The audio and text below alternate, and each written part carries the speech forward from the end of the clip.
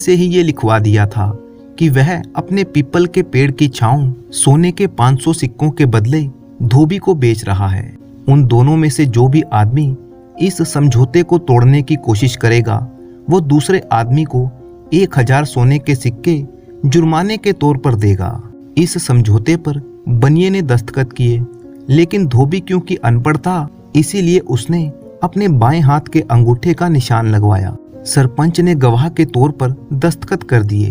वहां पर मौजूद सभी लोग इस समझौते के गवाह बन गए। धोबी ने फिर पेड़ की छांव की कीमत यानी 500 सोने के सिक्के बनिए के हवाले कर दिए।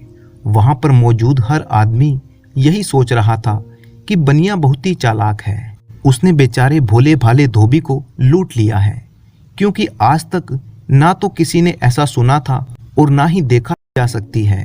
उस दिन के बाद से धोबी की यही दिनचर्या बन गई कि वह दोपहर से लेकर शाम तक उस पेड़ की छांव के तले चारपाई बिछाकर सोया रहता। वह अपने गधे की रस्सी भी चारपाई के साथ ही बांध लेता। गधा वक्त बेवक्त गला फाड़कर चिल्लाना शुरू कर देता।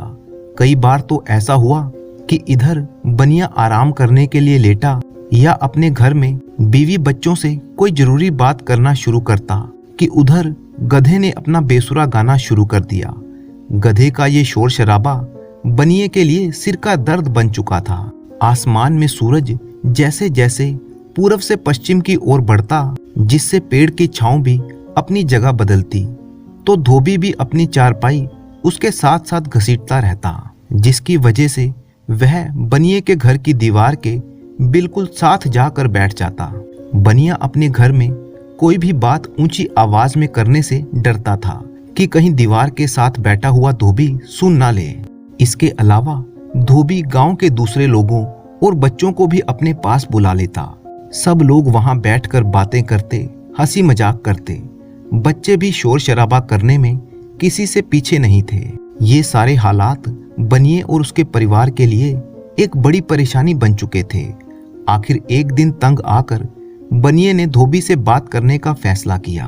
वह धोबी से कहने लगा, लगता है तुम मेरे घर पर भी कब्जा करना चाहते हो। तुम्हारा गधा और तुम्हारे जानने वाले सबकी वजह से हमारे आराम और काम में रुकावट आ रही है। धोबी मुस्कुराया और कहने लगा, हजूर ऐसी कोई बात नहीं है, मैं तो सिर्फ छांव के नीचे ही बैठता हूँ। जैसे जैसे सूरज पश्चिम की ओर जाता है, पेड़ की छांव आपके घर की तरफ होने लगती है और आपके घर की दीवार पर जा लगती है। मैं इससे आगे कभी नहीं बढ़ूंगा। बनिया उस वक्त तो चुप हो गया, मगर